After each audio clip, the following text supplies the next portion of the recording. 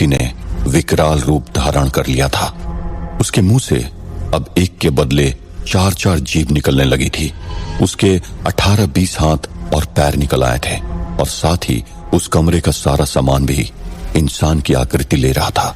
और अचानक से उस व्यक्ति ने और इंसान की आकृति बनाए उस सामान ने एक साथ सिद्धार्थ पर हमला किया। उसी वक्त सिद्धार्थ झुककर उस विकराल रूप वाले व्यक्ति के पैरों के बीच से होता हुआ सामने की दीवार की तरफ भागा। वो विकराल रूप धरा हुआ व्यक्ति पीछे की तरफ मुड़ा। उसने सिद्धार्थ को देखा और देखते ही डर गया। सिद्धार्थ दीवार के पास रखी हुई मेज पर चढ़कर वो खाली फ्रेम निकालने जा रहा था जिसमें यह व्यक्ति तस्वीर बनकर वास करता था। वो फ्रेम ही उसकी शक्ति का स्रोत था। वो विकराल व्यक्ति और वो इंसानी आकृति लिया हुआ वो सामान सब सिद्धार्थ की तरफ कूद पड़े। तब सिद्धार्थ ने दीवार से उस फ्रेम को निकाला। वो व्यक्ति सिद्धार्थ की तरफ पहुंचने ही वाला था कि सिद्धार्थ ने हथौड़े से उस फ्रेम पर वार किया और वो फ्रेम तोड़ दिया। उस फ्रेम के टूटते ही वो विकराल व्यक्ति जोर जोर से रोने लगा और उसका कद छोटा होता गया। इंसानी आकृति लिया हुआ सामान बेजान होकर वहीं गिर पड़ा। वो व्यक्ति रोते हुए एकदम छोटा हो गया और किसी छेद वाले गुब्बारे की तरह सिकुड़ के वहीं गिर पड़ा और मर गया। तब सिद्धार्थ ने कहा, मुझे बेवकूफ कहा था ना।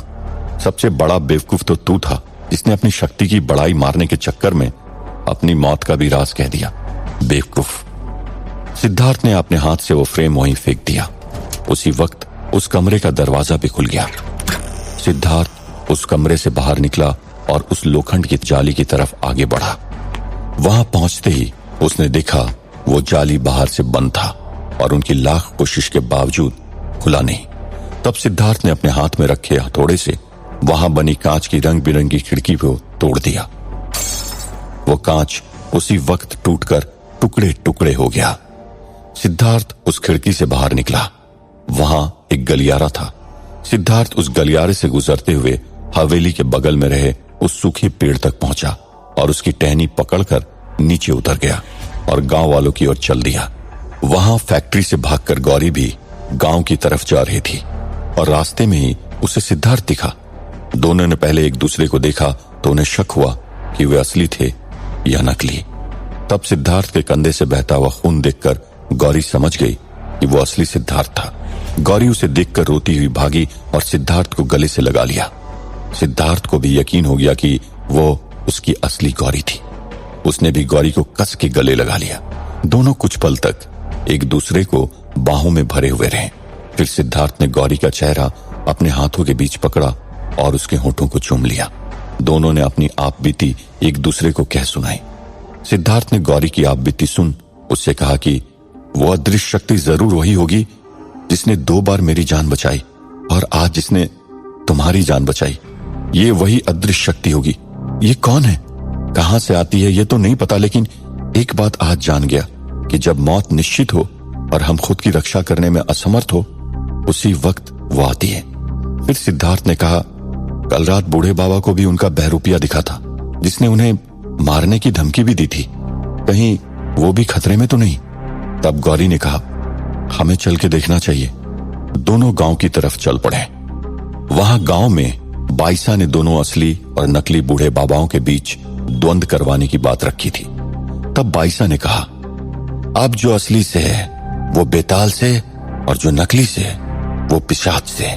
दोनों ही अपना रूप बदल लेंगे और अपनी शक्ति का प्रदर्शन करते हुए एक दूसरे से युद्ध करेंगे।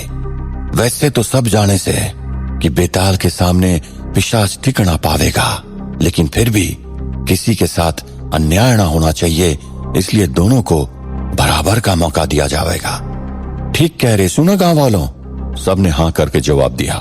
पिशाच को कमजोर कहा सुन नकली बूढ़े बाबा को गुस्सा आ गया और उसने मन ही मन ठान लिया कि आज वो बेताल से ज्यादा ताकतवर है और ये सबको बता के रहेगा।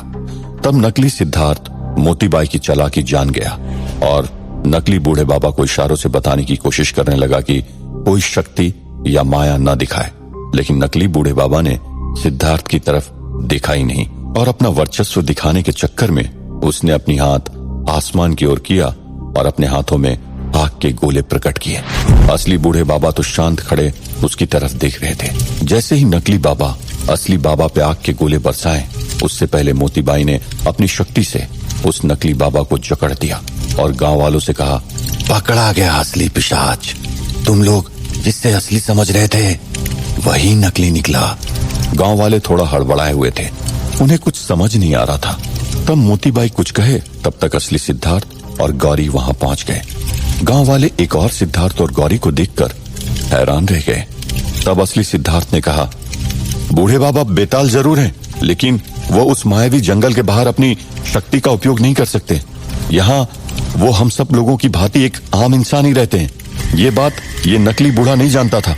सिर्फ रूप ले लेने से कोई इंसान नहीं बन जाता, है ना सिद्धार्थ उर्फ नकली सिद्धार्थ। ये कहते ही सिद्धार्थ नकली सिद्धार्थ की तरफ देखा। तब अचानक नकली सिद्धार्थ असली सिद्धार्थ की ओर भागा और नकली गौरी भी असली गौरी की ओर भागी और चारों में जंग छिड़ गई।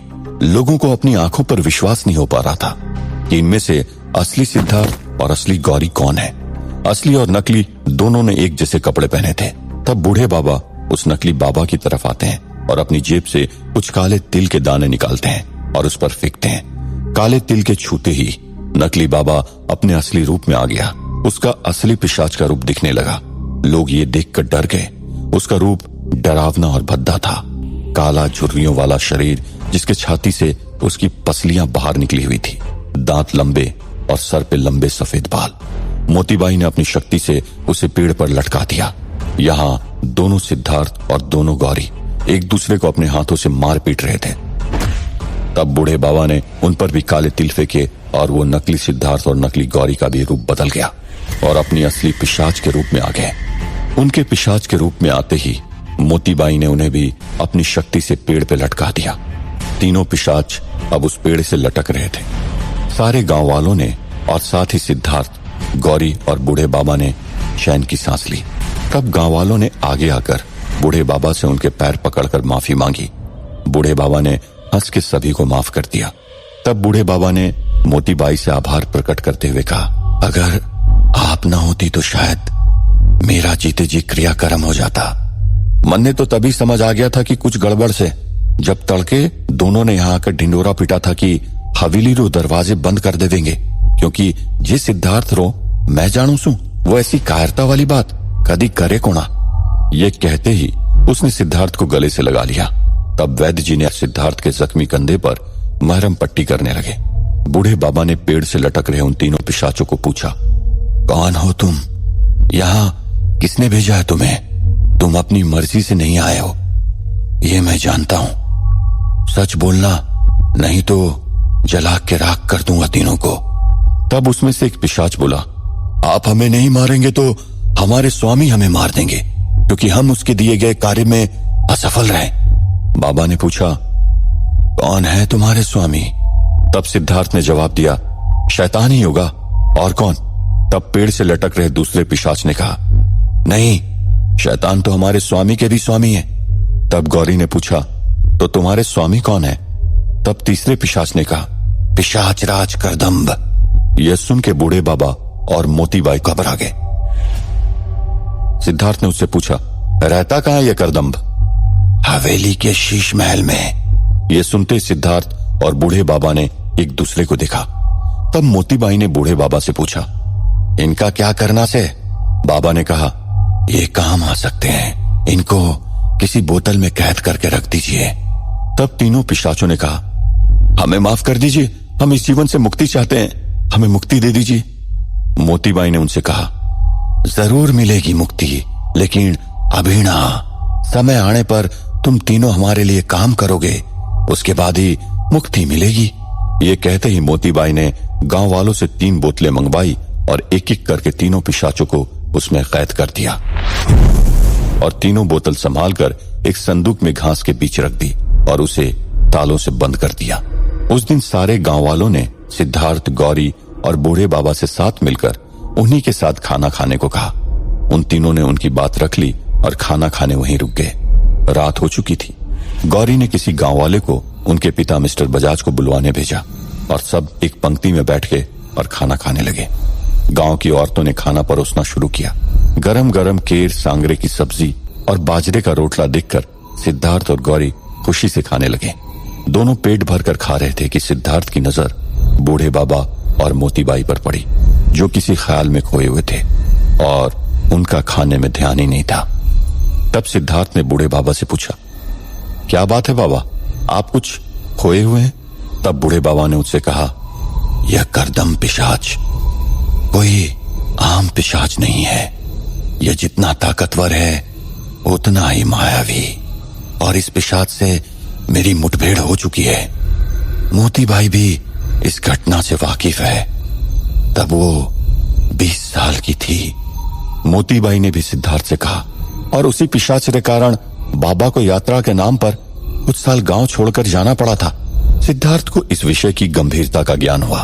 तब अचानक वो गांव वाला जो मिस्टर बजाज को बुलाने गया था, वो भागते हुए आया और उसने हाँफते हुए गौरी से कहा, दीदी, आपके पिता तो दोपहर से इस सर्किट हाउस में नहीं है। वहां रसोई बनाने वाले काका ने उन्हें सरपंच काका और मोहन के साथ जंगल की तरफ जाते हुए देखा था। ये सुनकर गौरी चौंक गई।